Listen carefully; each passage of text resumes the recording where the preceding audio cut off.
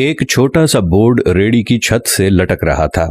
इस पर मोटे मार्कर से लिखा हुआ था, घर में कोई नहीं है, मेरी बूढ़ी माँ फालिज ज़दा है, मुझे थोड़ी थोड़ी देर बाद उन्हें खाना और इतनी ही मर्तबा हाजत कराना पड़ती है। अगर आपको जल्दी है तो अपनी मर्जी से फ्रूट तोलें और पैसे कोने पर रैगजीन के गत्ते के नीचे रख दीजिए। साथ ही रेट भी लिखे हुए हैं, और अगर आपके पास पैसे ना हो तो मेरी तरफ से ले लेना, इजाजत है। वल्लाहु खैरुर राज़िकीन। इधर उधर देखा, पास पड़े तराजू में 2 किलो सेब तोले, दर्जन केले लिए, शॉपर में डाले, प्राइस लिस्ट से कीमत देखी, पैसे निकालकर रेडी के फट्टे के गत्ते वाले कोने को उठाया। वहां 100-50 10-10 के नोट पड़े थे। मैंने पैसे उसी में रखकर उसे ढक दिया। इधर उधर देखा कि शायद कोई मेरी तरफ मुतवज्जे हो, और शॉपर उठाकर वापस फ्लैट पर आ गया। इफ्तार के बाद मैं और भाई उधर गए। देखा एक बारिश आदमी, दाढ़ी आधी काली आधी सफेद, हल्के क्रीम कलर कुर्ते शलवार में रेडी को धक्का लगाकर बस जाने ही वाला था। वो हमें देखकर मुस्कुराया और बोला, साहिब फल तो खत्म हो गया। नाम पूछा तो बोला, खादिम हुसैन। फिर हम सामने ढाबे पे बैठे थे, चाय आई।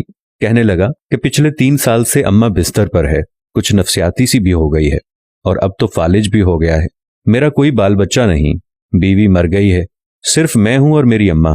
अम्मा की देखभाल करने वाला कोई नहीं, इसलिए मुझे हर वक्त अम्मा का ख्याल रखना पड़ता है।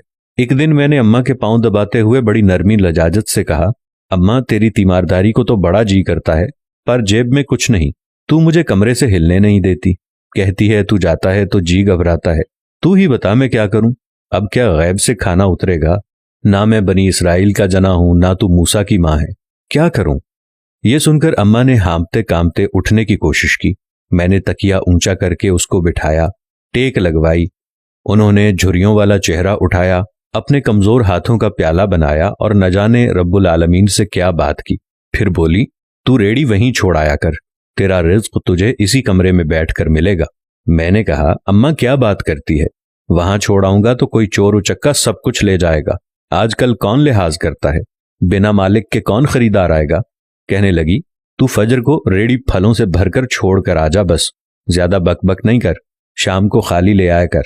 अगर तेरा रुपया गया तो ये खालिदा सुरैया अल्लाह से पाई पाई वसूल देगी। 2.5 साल हो गए हैं भाई साहब, सुबह रेडी लगाकर जाता हूँ, शाम को ले जाता हूँ।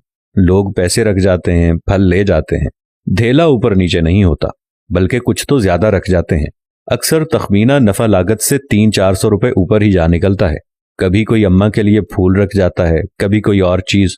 परसों एक पढ़ी लिखी बच्ची पुलाव बनाकर रख गई, नोट लिखकर रख गई कि अम्मा के लिए। एक डॉक्टर का गुजर हुआ,